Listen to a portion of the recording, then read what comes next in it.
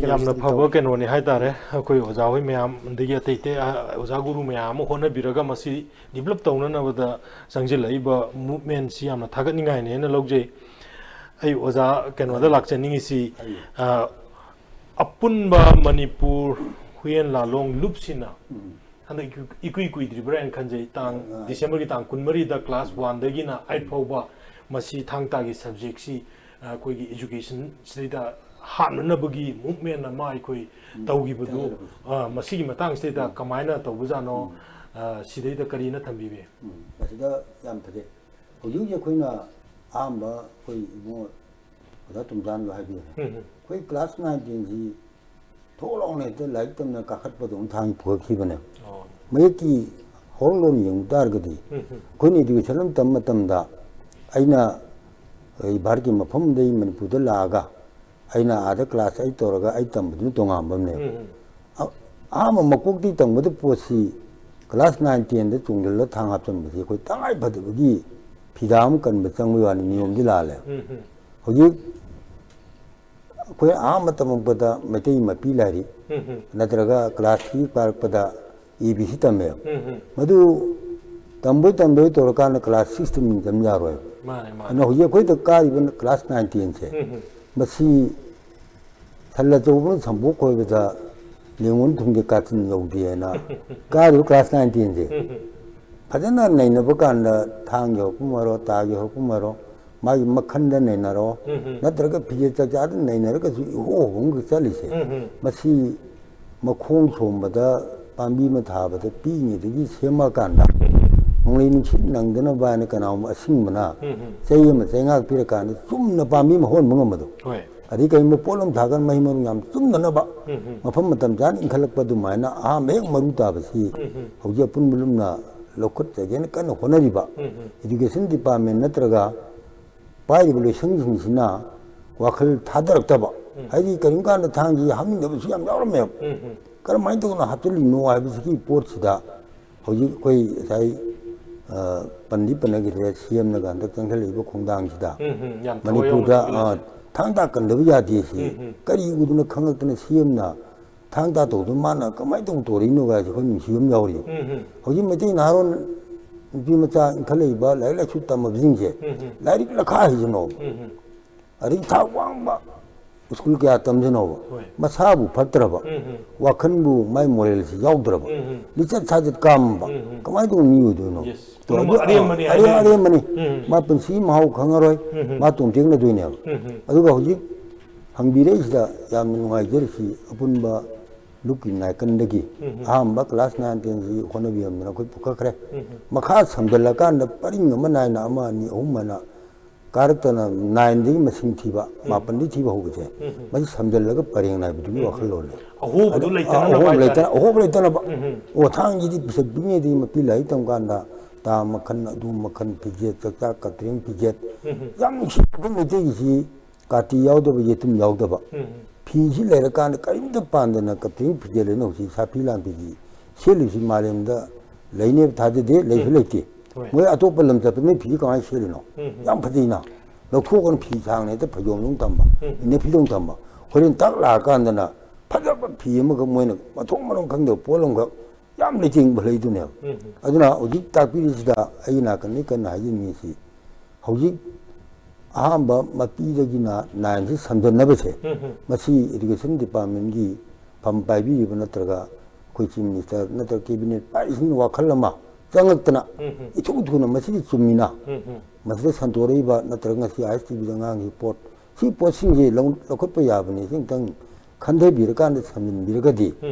akoi tel man chi ma da mame kong nai na paring ai na sang na koi da lai sagolen tin jan da li do madu man ma phong ma yam ni hola kan da man paring ma chum na chale du man koi chum ma ga di malen da koi yam ma sak nai ba ari na ron ting le ba ni bi da ting le ba wa khan yam khan ba thamoi chang ba chi ba li chat cha de chum ba alaman ma sak khang ba ma pa ma pu khang ba mari ba chi ba mo oi ba se ma si awang ma thak to la ka do polam khang na yes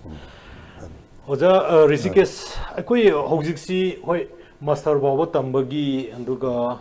doctorate tauna ba mayam yauri ba kholi ba se akoi hojik leiri ba Thang-Ta gi status yengakanda akhoi huji karamba mawongda leirina akhoi paaba yai aduga henna develop tawnabaje hujiki class 1 to 8 si hapchalagadi ahoba leiribasi hohallaroi haibagi kaino amasu azagi miyeng ama thambigra haitare aduna akhoi Thang-Ta gi mahei machat asi hujik yengba kanda karamba status ta akhoi leirina paaba yai aduga henna develop tawnanaba kari kari paikhalingi apamadi lei akhoi magi kanoji हारिबा कनोजी अखोगी develop तौनब होनाबदुने होनाबजी होनरिबा part अमा education की कनोजी ने बले जरी जे अंदो हजिक लरिबा कनोजी दा अखोना मासिदा मसागी ngसाई हाइजेगी बिदो अखोगी पैसा नि कनोनी ममा अनि दं साई गुरुकुल सिस्टम जुजु योखत पताय छिजु योखत पताय अदो हजिकी मरुइबा हजिकी मालेन मसा खंगन गे हातारगदी अखोइना अखोगी एजुकेशन सिस्टम जे मरुइन चंग अदो तौदबु खैना जे हारिबा कनोदुदी मखोंग याउद्रगदी मतोंगा लैबा फोंते मखोंग ओजा हाइबि गिदुम सुमे ngasi अखोइना अखोगी इंडिया की मी मिलियन लोमदने लेरिस दा अखोगी स्टेट से मी लाख 50 हारोने को सिदा अखोइना मालेम सकता इजे कनोजी याबदिना कनो ओइरि अखोगी सिगी वांगरे हाबने सिगी थाक्सी करीना नो हाइबदा ngसाई मयामना अखोगी कन आइगी मोनि खोसि अदो मसे Thang-Ta गी अखोगी थवाइदु मदुना तालपने ngसाई मसादा Thang-Ta गी थवाइदु लेजरी पोनि Thang-Ta दु खंगदबे वाने हजिगी लेइबा हजि सानरिबा खोनैबा मयाम अखोगी स्पोर्ट्स तौरि मयाम से सि अखोई थांगी नो अतै याम यावरे खुदम मोइना अखोइना छोगल गांजेगी माइगी थि यैरि जे अखोई आरामबाई प्रैक्टिस ने अन खुजि मक येलो मसाना लेरिबा खोलिबा मयाम जे सि लेइबा मागी हुजिकी हुजिक अखोगी स्पोर्ट्स नेशनल लेवल के तोइ मयाम जे अखोगी थांग साना बजु जम याव थेंगनरंगनि खन अदु यावद्रगजु मसागी मपा पुगी कनो मा इहुलमा मसि लेइबनि मसि कनो हेना मसिगी मधु लांगनबई दमकता अखोई Thang-Ta गी असेंगबा कनोजे मसि खंगनबई दमकतनि एजुकेशन दा हापइजे अदु मसि खुदमना अखोइना स्पोर्ट्स सिंगदिदा अखोइना Thang-Ta कनोजी हापतिन लौबि कनो आई एमयू दा मतम खरा अखोइना एंगेज का गोइ गेस इन प्लेयर मे अदु यावरिजे अखोइना इंडिजिनस की मार्क्स आमजे आई मतम खरा कनो छि चंगरिंगिदा आइना आई अतोपा सब्जेक्ट ने अदुना अखोइ आई एडेड कॉलेज अमदा लेरमे अतंदुदि सिगी स्कूल की कनोजी बक्ता आई ताक पचलमे मरमदी माइगी रेगुलर आइम तपुदमनिना या हेबे कनोजी तसेंबदी मसिगी माइगी याम खंग स्कूल सिंगदि याम वाइ हंगांग सिंगजे ज्ञान तादे को तेदगी ताक पगनो सिंगजिदा कनो तौदी मसिगी खंगनो पोसे मसि खंगनबई दंतने मयामना कनो तौरिजे मसिगी माइगी मफमजी थमना हाइतारे अदुबु मसागी लवारदि लाक पोट हाइजे लवारदा लाक पोसी सरकार की अयाब लेत्रगजु स्कूल खरादा मसे अखोई थेंगनेबा ताकपद माना ताकपद अंगांजिंग अदुम लौहनबा हाइतारे अदुम जुदुम तौबमा थेंगनबा यावी अदगी अदुबा अतुबा अखोई सि खक्तै नतबदा अतोप तोप कनो सिंजिदा अतोप लमदा हाइतारे मसी मयामना खंगनदबे वानी बनासाले विद्यापीठ हैना अखोई राजस्थान की से 2015 1995 दा मजद मै कनोजी थांगजी मै हांगे मजद कनो खोइ जगोइ राज कजे आई चलोइ मतमदा जगोइ राज से मै हांग लेमे हान जगोइ राज सोना खन जगोइ राज खोइ मनिपुर जगोइ जी खोइ दा हांग एमयू दा हांगे 2006 दा मोनी मागी जगोइ काइन तौरइ जे द मीगी लमदना मनिपुर जगोइ जी 1995 अदाइ दा हांग्रबने अदु थांगजी यावग्रबने थांगजी क्या खंगदबने खंगनदबने जगोइ जे हांगेना मदुगी कनोजी तमना खोना अतोपदु खरा हांगे संजि गदन कइदा हांगे को लमदमजी दि अखोइ लमदमजी की पोसी इंखतपजे सि इंखतपजे वाटपनेबा सेंगना हारबदा अदुगा ngसागी इंखतलिबा मनुंगी ब कनो दुदंदि इंखतलइनेबा मनुंगी मसक्तुदि मरुइबदु ngमोय अतिपोति खंबिदेबा मदु इंखतप मथौ ताइ मदे कनो अदुदा ngसागी ओजाना हाइबिगिबा ngसागी रुट की तौबदो मदुजु मथौ ताबरेन खंजे केरा कागे हाय तागदि स्टेप मकादि काकलपदो अमाय तौबना अदु मतोन यौदुइनेबा अमदु मखोंग याउद्रगदि तुथरकनि हाइबगी केनो अमा मिन अमा तो हाय तारे ओजागी लुपसी अखोई मसिगी लुपसिना मणिपुर की Thang-Ta हाय तारे हुयन लालोंग छि चौकननबा आदि कराई फोब थौदांग लौरियन अखोई पाबे आइ करम कांदगी ओजा लुपसी लिंखलैयन अखोई पाबे याम बजे 어제나 아마 어망 해지기바 거기 제비 링크나고 혼나보다 오자매암기 리킹을 넣기 아두이 마뚱시다 오자진이 분산 배야래 당다도 오자진시 목 받더지 낫다고 메대기 똑똑바 동안 따르게디 거기 말론데 싱북바 마얌 짜민에르게디 수민도가 아니는 바 마음도면 양보야다 그래야 마이만나이도리 신나기다 남나나 것도 등대래거나 포예도 신용 가도 마 가지면 있는 레바 아주 많이 더구나 오자진시 마이마기 살루 부거동나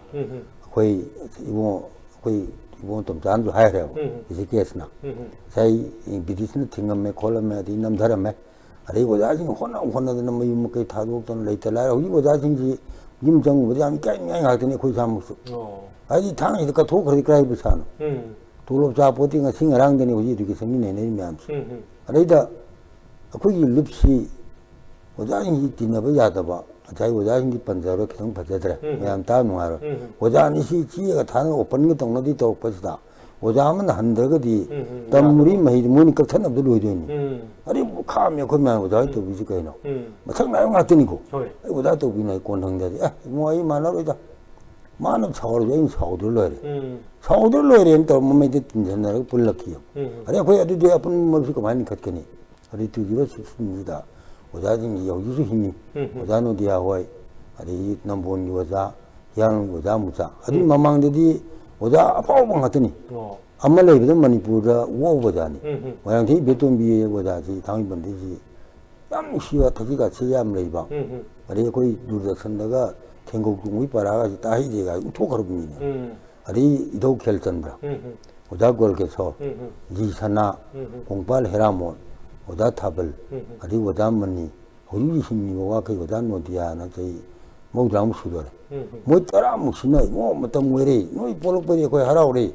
matam mamda koi punba yaramda na punba wela mani pulu thonna ta khalije koi yare na moina ꯌꯥꯝ ꯊꯧꯅꯥ ꯐꯅ ꯄꯤꯕꯤꯔꯀꯥꯟꯗ ꯑꯩꯈꯣꯏ ꯑꯩꯁꯨ ꯆꯍꯤ 58 ꯁꯨꯖꯔꯦ ꯃꯁꯤꯒꯤ ꯃꯈꯥꯗ ꯂꯩꯕ ꯊꯋꯥꯏ ꯌꯥꯎꯕ ꯌꯥꯝ ꯂꯩꯔꯤ ꯃꯣꯏꯅ ꯐꯨꯒꯠꯂꯛꯄꯗꯒꯤ ꯑꯄꯨꯟꯕ ꯂꯨꯞ ꯇꯧꯔꯁꯦꯅ ꯑꯄꯨꯟꯕꯁꯤ ꯆꯪꯁꯤꯟꯖꯔꯛꯄꯅꯦ ꯑꯗꯣ ꯑꯄꯨꯟꯕ ꯂꯨꯞꯅ ꯂꯧꯔꯤ ꯊꯧꯗꯥꯡꯁꯤ ꯀꯔꯤꯅꯣ ꯍꯥꯏꯀꯥꯟꯗ ꯉꯁꯥꯏ ꯑꯩꯈꯣꯏꯅ ꯄꯟꯖꯈꯤꯕꯗꯣ ꯂꯩꯕꯥꯛꯁꯤꯗ ꯍꯣꯔꯤꯕ ꯆꯠꯂꯤꯕ ꯑꯩꯈꯣꯏ ꯒꯣꯔꯃꯦꯟꯅ ꯍꯨꯟꯕ ꯅꯠꯇꯕ ꯍꯧꯖꯤꯛ ꯅꯤꯁꯥꯒꯤ ꯋꯥꯊꯣꯛ ꯗ꯭ꯔꯒꯀꯤ ꯋꯥꯊꯣꯛ ꯑꯗꯩ ꯅꯍꯥꯔꯣꯟꯒꯤ ꯂꯤꯆꯠ ꯁꯥꯖꯠ